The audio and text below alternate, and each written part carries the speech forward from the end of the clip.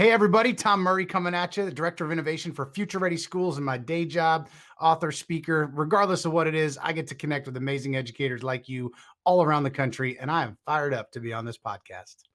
Thank you, sir. I appreciate you accepting the invite to be on the podcast. And I'm going to go back a little bit because you and I, we connected through my work life. We connected through our Inspiring Innovators cohort in our district. You spoke with us. I'm going to be honest, man. There were a lot of you made people shed a lot of tears because what you said hit home. It got very personal with us. Well, I appreciate that. For me, it's about keeping it real. It's about being vulnerable. And I really think, in the work that we do, we have to be real. And there's so many times we sugarcoat it, or, somebody like me as a speaker will come in and just say, just do it this way, just buy my book, just check this box off. And that's just not real. And so, when we're working with educators, let's face it, we've had an emotional year. We've had a challenging year. We've continued to face adversity every step of the way, especially those leading schools, teaching in classrooms. And so to be able to connect with educators is certainly it's a highlight of my day. So thanks for having me. Thank you, sir. Thank you. You're welcome. And I will say that you were a highlight of our day that day. So I appreciate that. All right, brother. So you do a lot in education. But before we get into the discussion, the no pun intended, but the meat and potatoes, no potatoes here. Let's talk about our meal. We connected. We kind of had some discussion back and forth on social media, as well as through emails, going back and forth with each other, getting this thing nailed down and hammered as far as getting a date and topic ready to go. And you said, I do anything buffalo. Absolutely. I got to tell you, first of all, you were like, well, what can you cook? And then I was kind of like, next question, please. Right. Not a specialty of mine. But you know what I'm really, really good at? I'm really good at ordering out, right? So I don't care if it's Uber Eats or Grubhub, or I'm driving my butt to go get it like I did tonight. Tonight, I'm going to show this too. I have some hot and honey wings from one of my favorite places. We give a shout out to PJ Wheelahands in Allentown, Pennsylvania. They are some of the best wings that are out there. But here's the thing, I'll eat buffalo anything. And when I'm down in your neck of the woods in Texas, give me Mexican food. If I could have really good Mexican food where I was at, I might have even gone with that tonight. But I'll put buffalo literally on anything. So I probably picked the worst thing to try and eat on a podcast. But you know what? If I'm going to talk about being real and vulnerable, and I got blue cheese dripping off my chin, I don't really care, right? Because you're not here for my looks, right? You're here for some content. So let's eat. Let's have some good conversation. Let's have some fun. And listen, if I'm wearing my food, that's life, right? Y'all can relate to that. I'm the same way. I mean, people tell me all the time, man, you have a real good face for radio. So yeah, it's a first for me. Listen, I've done probably hundreds of podcasts. Never one time has somebody been like, can we eat and do it at the same time? For me to be able to say, to my wife, listen, I need to order buffalo wings tonight because I've got to do this.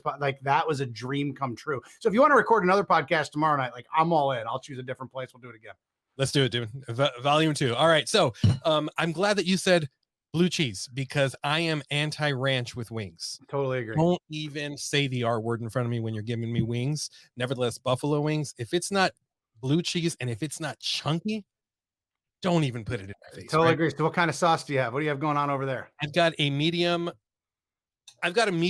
buffalo sauce, just a traditional buffalo sauce. Your straight up butter, a little bit of vinegar, and some a concoction of a couple of different hot sauces. Frank's, you can't go wrong with Frank's, but then there's also some good Louisiana hot sauces as well that we like to play around with. Right, and I made mine boneless as well because we don't want to turn this into an ASMR podcast with you.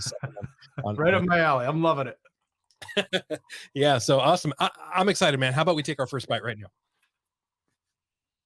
Say it again. How about we what? I'm sorry. How about we take our first bite right now? Yeah, I'm in. Sorry, I was pouring my my little water over here. And let's do it up. There's a spot. Oh man.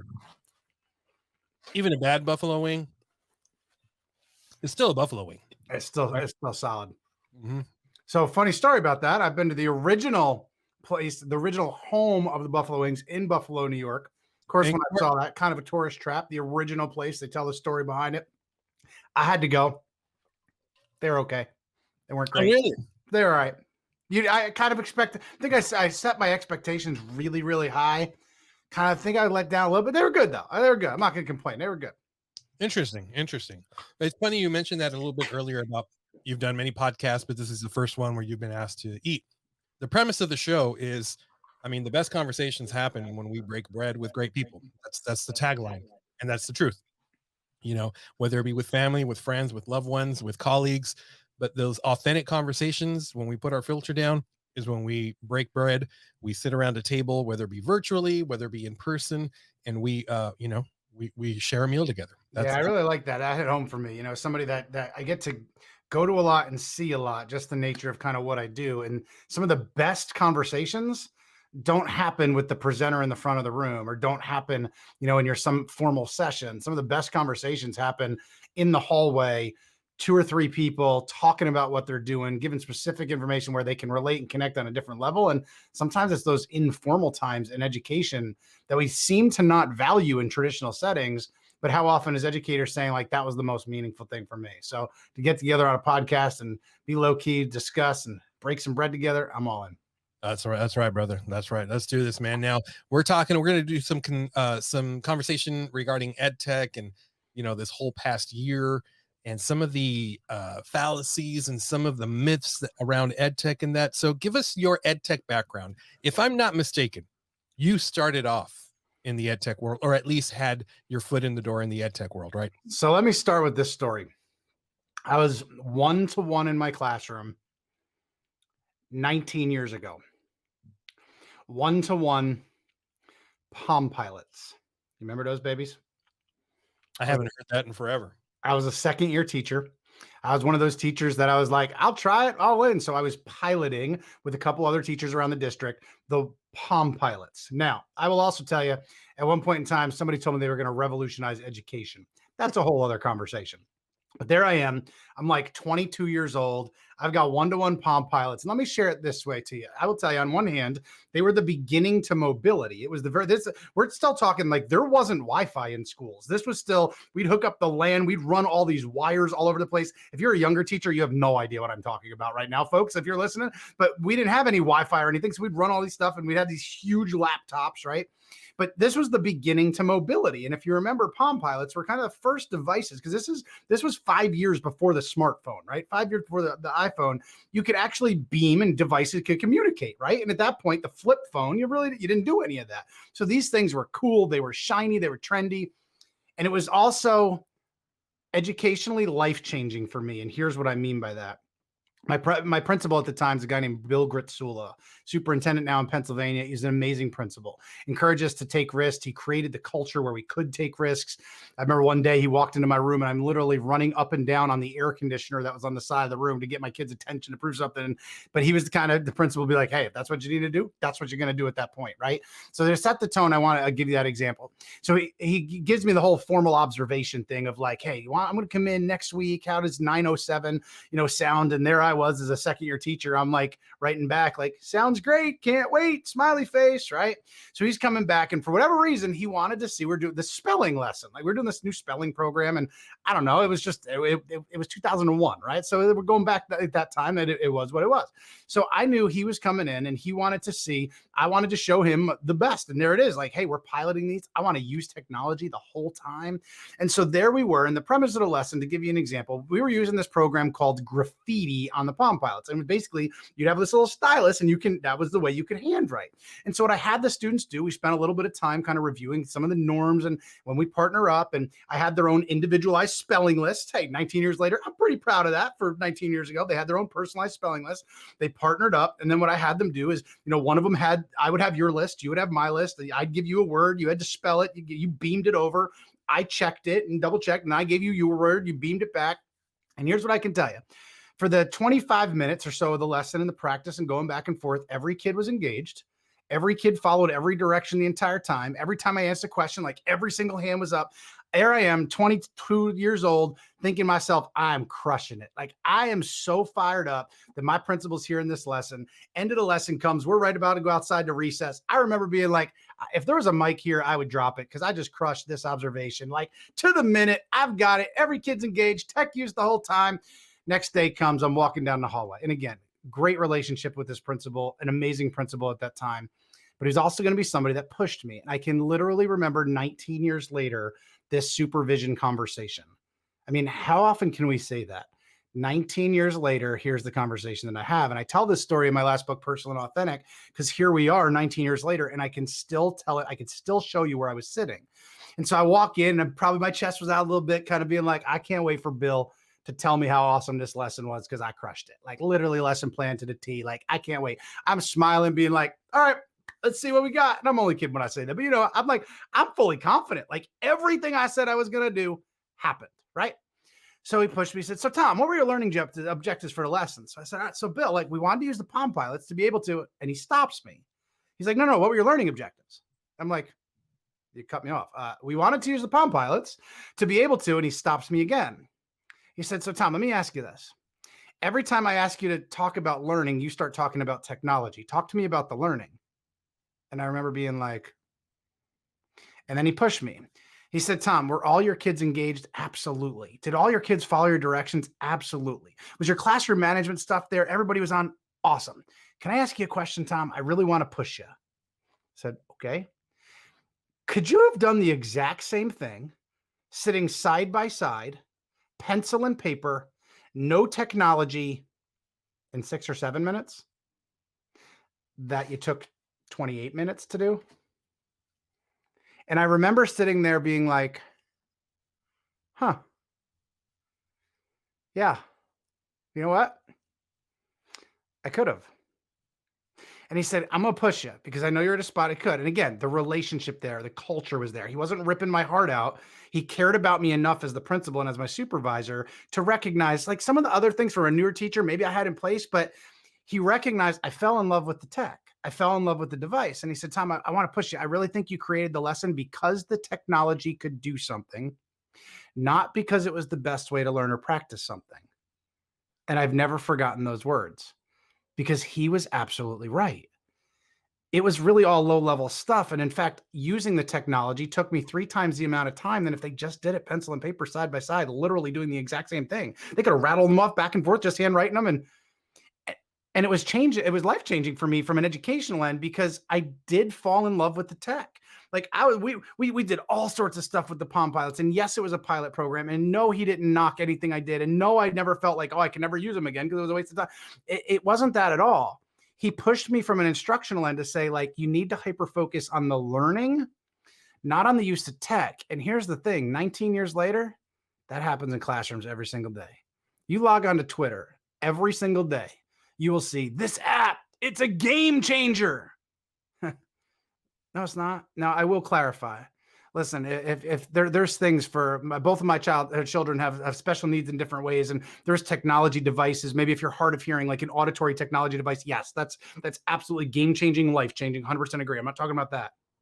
I'm talking about how we get all riled up about here's this new app, and I get so fired up. How am I going to put this into my curriculum? And at the end of the day, if we peel the onion back so many times, it's just low level stuff. And if we're not careful, we can spend a lot of time on low level stuff that takes more time because we have to use something fancy or new. So we've got to be really, really careful. And as I tell that story, it almost sounds like I'm not an EdTech person, and that's not the case at all. I love EdTech when it's done well. So we have to ask the question, like, what is it that really works? And we can dive into a little bit of that, but I'm hungry and I need another wing. Hey, you do that, man. You do that. So yeah, that's a really good point. And that's a great story because it's still relevant. That story, you could have said that it happened last week, and it's, well, besides the fact that you were using a Palm Pilot. Palm Pilot, right? Yeah. And I hadn't heard the word beam in such a long time. Remember that? You have to look for that setting to beam. Wow. So yeah, it's there's a vanity to it.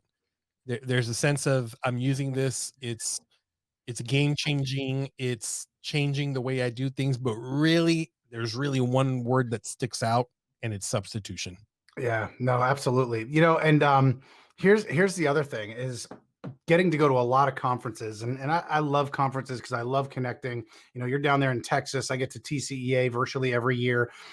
People down there at conferences, they're there to learn. You connect with amazing educators.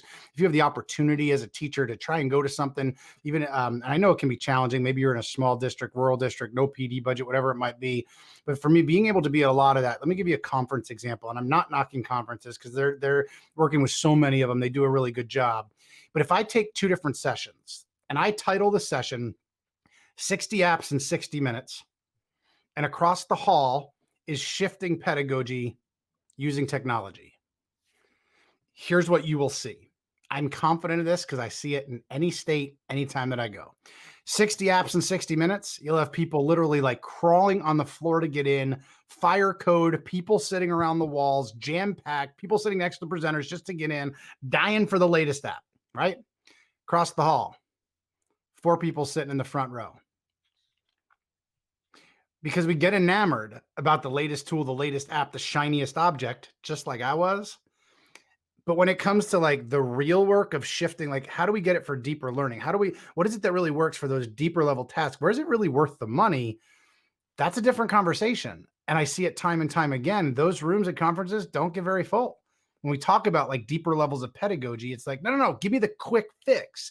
Now, I will say there's absolutely a time and a place for exposure. I mean, you have to learn about it somewhere. So maybe you see something on social media. Maybe you do go to a session like that, but you have to recognize those quick hits might give you an opportunity to explore, to go take a look, but they're not the end all be all. It's going to be something new and different a month later, right? We go through these cycles of hot tools, hot trends.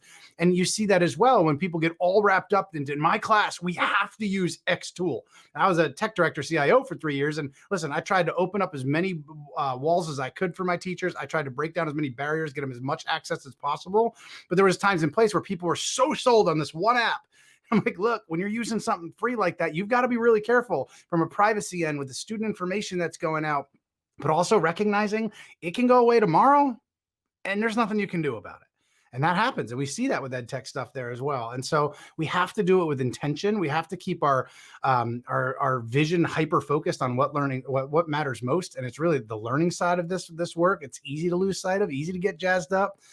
It's okay to explore, though. It's okay to say, hey, I want to try something, take a look at something.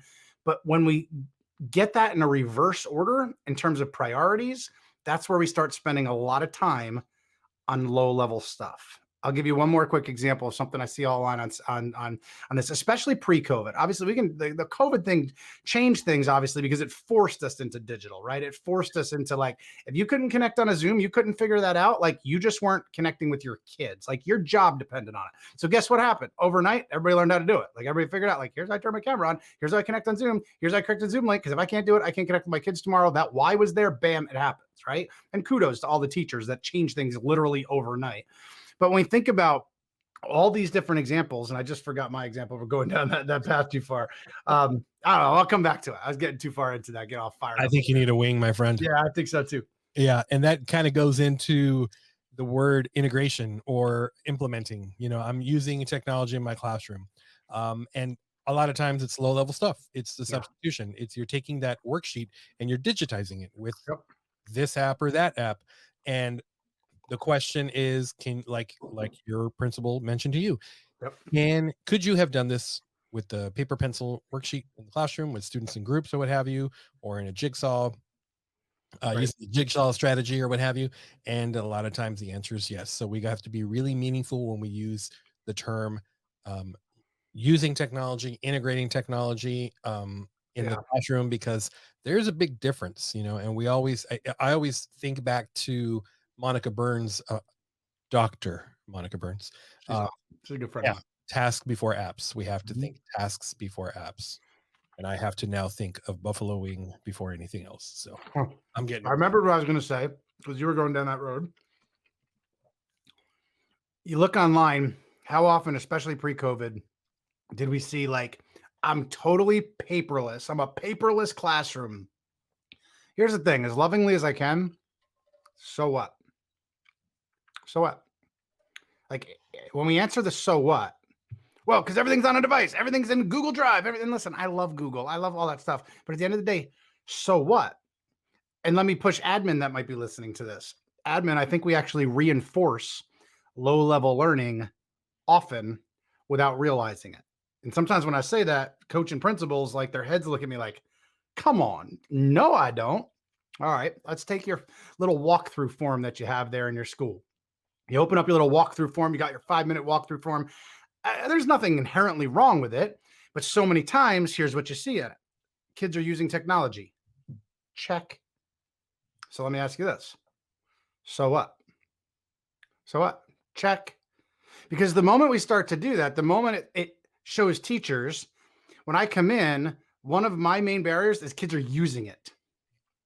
So what?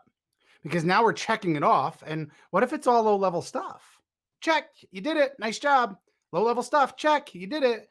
And now all of a sudden I'm reinforcing and saying, yes, nice job for something that is really low level. And we've got to be really careful of that. And listen, I fully understand that everybody's point A to point B is totally different. We all have to start somewhere. And sometimes just using it is a starting point. I'm not eroding that. I totally understand that. And I do get that. But from an admin end, that's one piece. Like, we often reinforce low level stuff when we glorify the technology in an observation or those kinds of things, and recognize at the end of the day, is it really deeper learning? And we've got to be really, really careful with that. Yeah. Yeah. And so somebody listening might be thinking, all right, I do this all the time, or, you know, I'm definitely guilty of doing this. You know, sometimes the kids aren't even doing that. They're playing a game or they're Googling something. Mm-hmm. So a lot of teachers, a lot of educators out there might be asking, okay, so what does true integration and higher level skills and deep thinking, and how does that look like? What does that look like? So let's kind of have a conversation on that. On what actually works. What actually? There's again, I'm so glad you asked that, because we're really good at education at telling people what not to do. You can't teach like that anymore. You can't set up your classroom like that anymore. We can't just stand up front and lecture. Like, we're really good at saying what not to do. We're not always so good at being like, here's what it can actually look like. You know, and then we wonder why people are scared of change. Like, if all I ever did as a dad was tell my kids, don't do this, don't do this, don't do this, don't do this, but never showed them, like, this is what you can do. This is what you can do. Like, what happens is you just start shutting down, or you just start throwing our hands up being like, well, why am I going to ever do it if it's just everything I do is kind of wrong, right? The psychology behind that's fascinating. So the flip side, when we look at it, so at Future Ready Schools, we worked with Linda Darling Hammond and her team at Stanford, and Linda's since moved on from Stanford. Linda's probably the top known educational researcher in the world. She was the head of the Obama transition team, the head of the Biden transition team. And I don't mean that from any sort of political end. She was pulled being like, look, we need you to help form a Department of Education. She's that well known, that brilliant, one of the top researchers in the world. When you take a look, we studied for a year, what is it that really works with EdTech? And we did this meta-analysis, we being them, and we partnered with them, really looking at it from a research end of what is it that really works. And so it really boils down to three main things, and we can spend time going into each of them. But the first one, when we take a look, it's how much interaction is the student doing. And so when we take a look at the interactive piece, it's the active use versus passive use. And here's the thing, like, passive use we're going to do. Passive use is kind of that passive consumption. I'm watching a video, I'm looking at a static web page. There's nothing inherently wrong with it, right? Like, we can learn things. My little boy, Caden, he loves YouTube Kids. He learns random facts. He watches wacky things. He'll see things on animals. Like, he can learn some stuff, but at the end of the day, it's really just low level stuff, right? It's kind of that basic recall, basic knowledge. There's nothing wrong with it. It's low level. So the more time we spend doing that stuff, the more time we're saying we're spending on low level learning, as opposed to the active use. And again, passive use, it's going to happen. It's not inherently bad. We'll watch the videos. We'll do those things. It's not inherently bad by any means. It's just low level. The flip side is the active use. And that's where we see the creation, the design. That's where we might bring an expert into the classroom. That happened a lot during COVID, where people were reaching out to we're not just reading about the astronaut, they're coming into the classroom and we're having that live interaction or stimulations. A lot of the STEM stuff falls under there because it's more creation and the higher level pieces. And so on one hand, we've got to recognize not every moment of every day using technology can be active use. It's not feasible. Can be deeper level. It's not feasible. So if you're a principal listening to this, walking in, and it's like, nope, active, just, passive, passive, passive. Don't be that principal that just knocks everything in that regard. There's going to be things that we do that are passive. It's okay. We just have to recognize it's lower level. And if we want those deeper levels, the deeper levels of active use are really, really key there, right? So that's that first piece. The second piece, when we think about it from research end, is that it's a right blend between teachers and technology. And when I say the word blend, I'm not talking blended learning from a technology end. That's really what great teachers have always known. The moment we start using this one size fits all approach to kids related to technology, we're reinforcing common problems, right? It's recognizing that one child and what you're going to need to do for that child is different than the other child, right? And so technology allows us, it can also be a great efficient differentiator in a lot of different ways. And you see teachers doing amazing jobs all across the country doing that, whether they're in smaller groups, whatever it might be, different levels of activities, that kind of thing. But technology can be really efficient on that. And that's one of the great things related to that. And so when we think about the use type, when we think about that, the other one from research that we found was it's the use of technology to explore, to design, and to create, right? Explore, design, create, which is, by the way, eerily similar to like Webb's depth of knowledge, Bloom's taxonomy, right? Like those higher levels of stuff. What it showed isn't worth the money is what I would deem, especially pre-COVID. Again, COVID forced us into a situation, which I totally understand, forced us into being kind of like one-on-one on a device. But I would say it's probably been, I know it's been, in my opinion, from all that I get to see out there, one of the most difficult issues related to this. And it's when we think about the not the explore, design, create, it's just like the digital drill and kill, like what you started to say earlier. It used to be on a worksheet, it's now on a Google Doc, and I'm celebrating that I'm doing something different. At the end of the day, no, you're not. And here's what's interesting. Look at research at the difference between using a computer and handwriting and which your brain actually remembers better. It's not using the device. It's actually the handwriting side of things and being able to write it down. Now, I'm not saying I do that personally. I don't. But if you're going to quote research and we're going to take a look, like handwriting something, handwriting a note will actually give you better memory of it than just typing it on a document, just in the way the brain functions. And so I am a massive fan of it when we're using it intentionally. When we're using it from the sense of like everything I'm going to do has to be computerized, has to be this, we flip the problem on its head and created new ones by creating this kind of one size fits all approach that ultimately can be low level if we're not careful. Yeah, absolutely. So I like that, the explore, the design, and the create. And that's a lot. Well, I would say the majority, our kids are not given the opportunity to do that. Mm-hmm. Our kids have become compliant and complicit with what is being asked of them. Submit this, fill this out, Google this, Mm-hmm. answer this, solve for X, do this, that, and the other. Why not have our students create Right. problems? Have them create the video tutorials. Yeah. Have them, that's why I love I mean, call me old fashioned, but the old jigsaw strategy and Yep. where kids are moving around the room. And there's times where like right now during I don't know, a global pandemic where we have kids online and in the classroom. Right. I'm working with a teacher now who is wanting to do some labs for her science class. So what she's doing is she actually paired some in-house students, some in-person learners with a virtual learner, or vice versa, where it was one in-person learner with a group of virtual learners based on how many were virtual and how many were in person. And the in-person one was kind of like the group leader, facilitating the experiment and doing that. And the others were helping out, having different jobs and tasks within the group. But the teacher was not stand and deliver. It was not stand and deliver over and over and over again. There were times where it was low tech. There were times where it was no tech.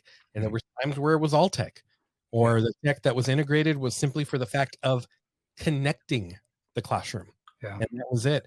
And I mean, the one word that jumps out to me is the relationships. The students started building those relationships. And I know a lot of the frustrations right now, especially on the teacher end, is I can't get my kids to unmute themselves.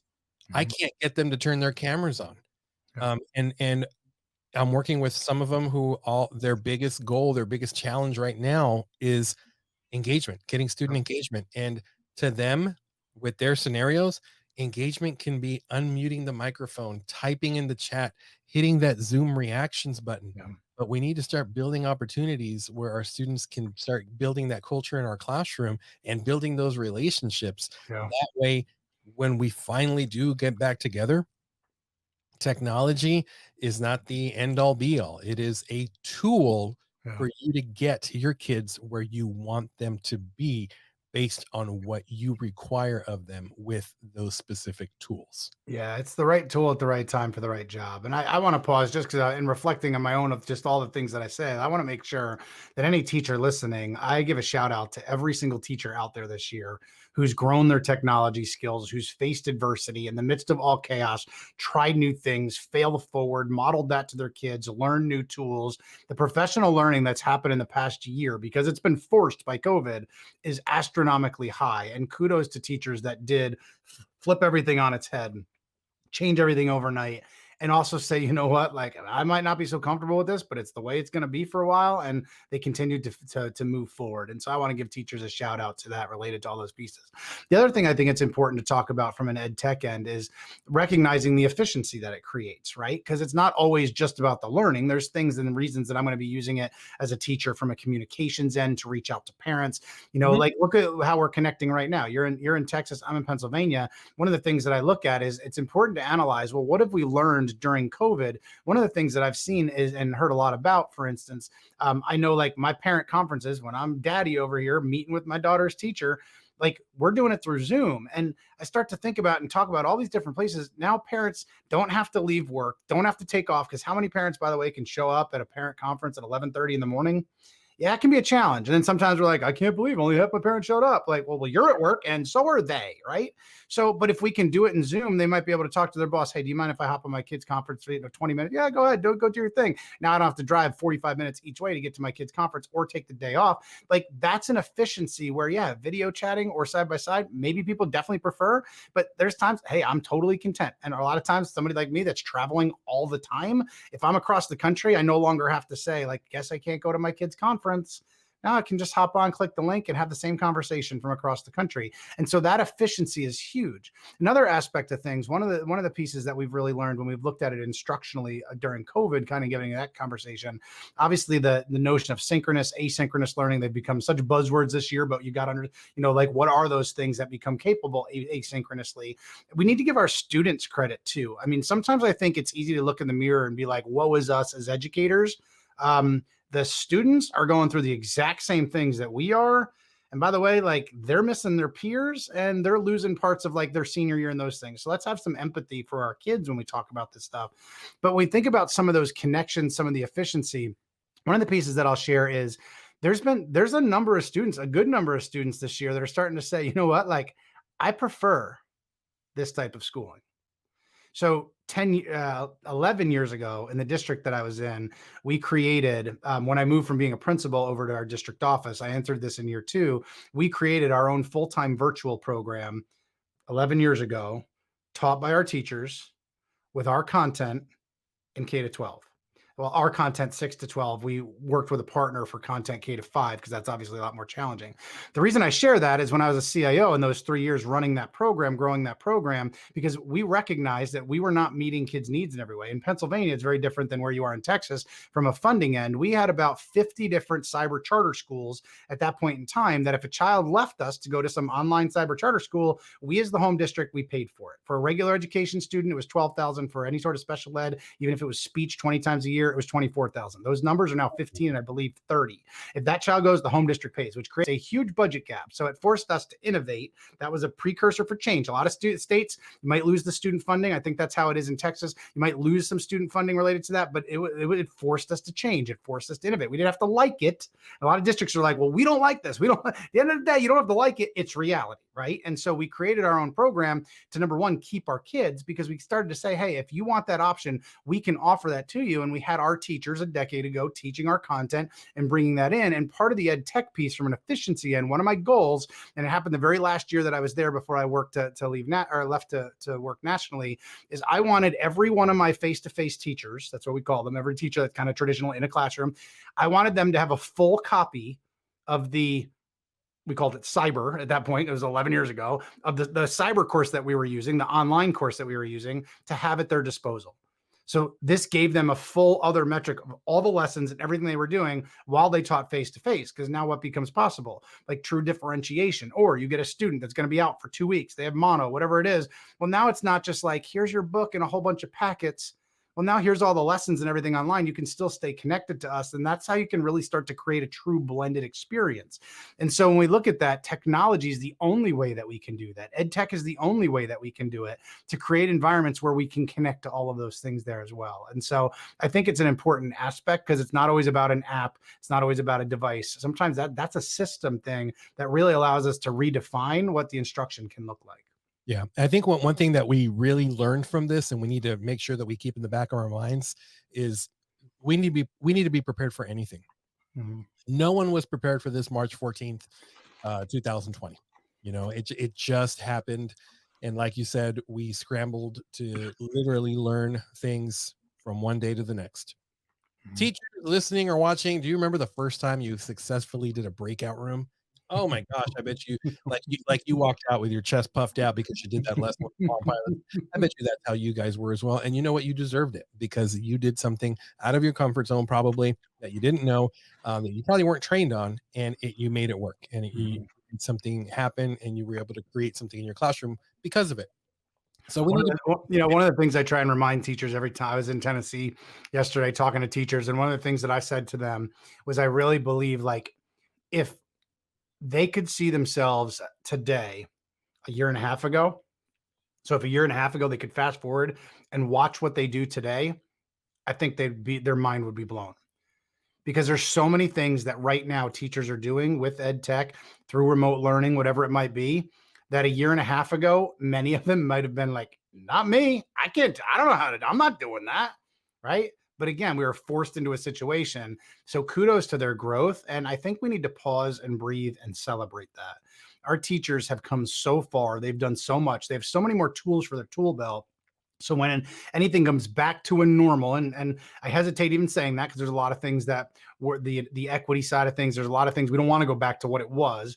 So we want to be careful with that. But like when they go back and we're all virtually face to face, think of all the tools that you now have access to communicate with parents, to do things differently, to meet kids' needs. Think of all the resources that were digital that you communicate, or that you connected with, that you created, that you can now use in an online environment.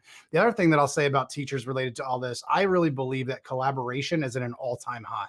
I think as educators, we are giving more grace to each other. And that includes my administrative colleagues. We're giving a little bit more grace. I believe, I don't have any scientific data on it, just from what I observed working with so many people. I think we're giving more grace than ever before to our teachers, to our colleagues, and allowing them to fail forward. And so much of that comes to the culture thing. I hesitate ever saying like the silver lining of the pandemic, because the reality is many people have died, many people have lost loved ones, people they care about. And so I'm not going to use that terminology. But one of the things when we look at the pandemic as a whole is I think it's helped us to recenter ourselves on what matters most. You go back to March of last year, and I remember I was standing in Wyoming that Friday, right. I was with a district closing down, and the district's like, can you wrap up like 20 minutes early? And I don't normally get that. That's not normally a good sign. I kind of laughed, and I'm like, yeah, whatever you need. They're like, we need to tell our teachers in the last 20 minutes that Monday's going to look really different. And we just got word. And I'm like, yep, let's change this up. And so I can go back to that point. And when I think back to that in the pandemic, and I fast forward to where we are today, teachers have so much to celebrate. There's so many things that they've done so well. And I just also want to say I'm simply proud of them, because their teachers are some of the greatest people on the planet, working so hard for kids. Absolutely. I've got my sound pad over here. This is for you, teachers. I got my applause button here. Let's see if I can find it. Yeah, that didn't work. Yeah. Isn't that like the butt of a joke sound? Yeah. Yeah. All right. So maybe I don't have that one program, but teachers, a big tip of our hats to you. Thank you for everything you do, everything you've learned. And remember that we will continue to grow. We will continue to grow. How are those wings, man? They're finished. Those wings are finished. I could probably eat about 10 more of them, which isn't a good thing.